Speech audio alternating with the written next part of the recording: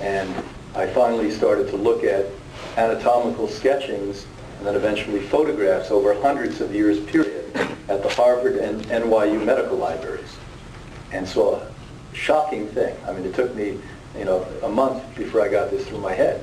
I started to see that the intestine looked totally different hundreds of years ago. And it's progressively shrunk, and that part doesn't exist. And what we have there now is a shriveled up appendix that doctors are telling you they have no place in the human body, which is ridiculous to begin with. It's part of the lymphatic system. And is your B12 better than any other B12? There are bacterial forms of B12. We happen to make a very good one. And there's about 3% of bacterial B12 on the market. 97% is not digestible, not good for you, and will never end up being B12 in the body. And so, as an example, sublingual, if it's a chemical, who cares if it's under the tongue? It's not going to digest. And we did a study in November 2008 on 38 people injecting chemical forms of B12. 36 lacked B12. And they were doing it a minimum twice a month. Most of them, 62%, were doing it weekly. And all but 2 of them lacked B12. It was giving them an amphetamine effect, getting all excited for 3-4 days and then needing it the next week, but didn't enter in the cell. And we do a very sophisticated test to check that called the SpectraCell test, where they actually take a white blood cell, a leukocyte, open it up and see what's been ingested. Okay, anyone else? Yes? Identical hormones. Do you think they're necessary? And what's the best test, saliva or blood? Well, number one, not everyone needs bioidentical hormones. I don't take it, my wife doesn't take it, etc. Now, we have cases where people literally come to us. We have a woman a few years ago that was running a major corporation. I won't name it, you'd probably know who I mean. 250,000 employees.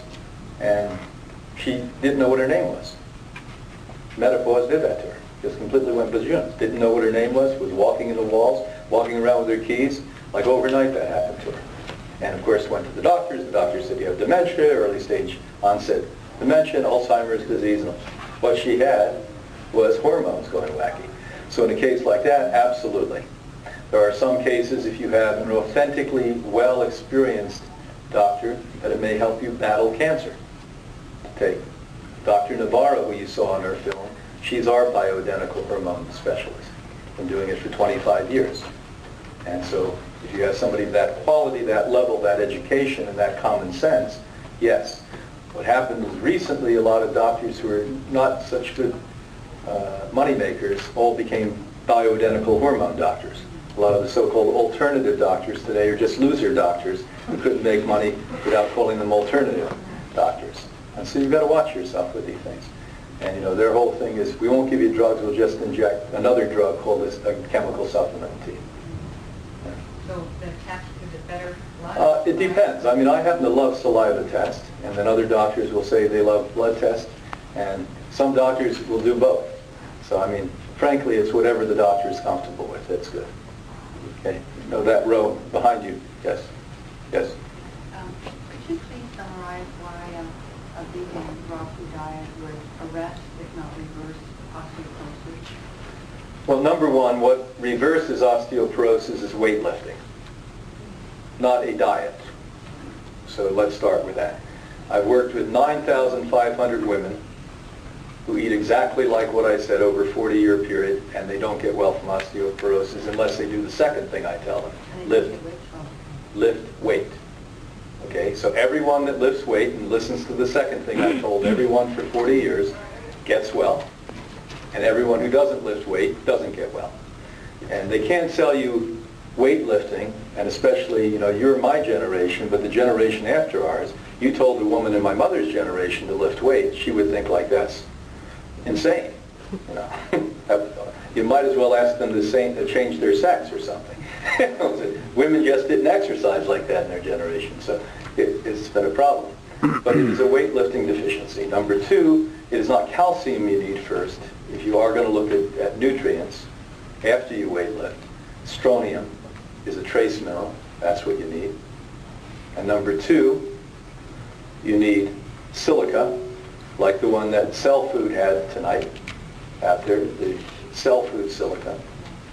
And then you get to a vegetable calcium. Not the 87% that are on the market that are either ground up chalk, which is a known cancer causer, or ground up oyster shells that you can't digest, but also contributes to hardening of the arteries. So again, you have to get a veg cal. We make one, but there are other good ones on the market. Vitamin Code makes a calcium for the bones. That's whole food, it's alive. Anyone else in that row? Okay, in the row in front now. Yes? I have a Weger's disease. Mm-hmm. I'm on steroids and 0.5 old cocktail. Any suggestions? I go to the doctor, she's great. But I try to talk to her, it's natural stuff. I'm sure Well, at least she's honest. You've got to understand that steroid use, especially long-term with this, is devastating to the body. I mean, just like you hear the stories about the anabolic steroids giving heart attacks and breaking down livers, same exact show here. So ideally you would reduce that. You never come off them rapidly if you've been on them. You slowly but surely reduce them. You adapt a particular diet. Then we look at your case and tailor for you exactly what's necessary. And usually substitute things slowly but surely. It may take a year to get you off those. How long have you been on the steroids? Yeah, about a year. No, about a year would take you to come off it. Yeah. Yeah. If you told me it was 2009, maybe 6 months, 8 months. Yes. You touched on good and bad calcium. Could you enlarge on that? Again, the calcium is just like any organic or non-organic mineral. Let's go back to sodium again. Sodium chloride is like a piece of sand in the body. It's an aggravant to the human body. Organic sodium is what you would put next to sodium chloride, next to a plant. The root system and its little hair-like members would then convert that over to a chelated, predigested organic mineral, plant-based organic mineral. Same thing applies for calcium. We make one called Life Give Vegetable Calcium. Ironically, we're the only ones on the planet that just take a vegetable. It's a cruciferous vegetable. It's the original cabbage. It's a weed that cabbage came from. And we extract out of that the calcium without cooking it. And we're the only ones that make a vegetable calcium. Pretty weird, isn't it? And why? Because it's a whole lot cheaper to get chalk and grind it up and put it into a thing, or something else, just like the whole fish oil sham they have today. Yes? David. Anyone else in this row? Yes? I just started reading the supplement book, and I'm wondering about flax seeds. I heard that they're estrogenic, and is flax oil the only omega-3 oil that you use? If you were to ask me the best omega oil profile in the world, it's sprouted chia seed.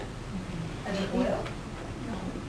Again, the best source to get essential fats called omega oil, the highest profile, is a chia seed sprouted. And you don't need the oil. You need the sprouted chia seed. The second one, which you're fighting in this country to get, is hemp seed sprouts. But we're relegated here in my country so far to eat the raw hemp seed. So I take a handful of that 5-6 days a week and stick it in my salad, along with the chia seed. If you want flax, it is not estrogenic, like a soy definitely is. And you should sprout it. And anything that is estrogenic basically isn't going to be once it's sprouted like that, except the soy. Too high in that. And so you should always be consuming sprouted flaxseed. Matter of fact, we buy ours that we sell under the Hippocrates label from Canada. So I know it's available up here. They actually take it and sprout it and dry it and grind it. And so if you look in your stores, I'm sure you have it. So these would be the sources. Again, fish oil is a known carcinogen, cancer causer, has been a known carcinogen for 60 years. And in my book, I have an entire chapter called the fish fallacy, and give you the name of how it causes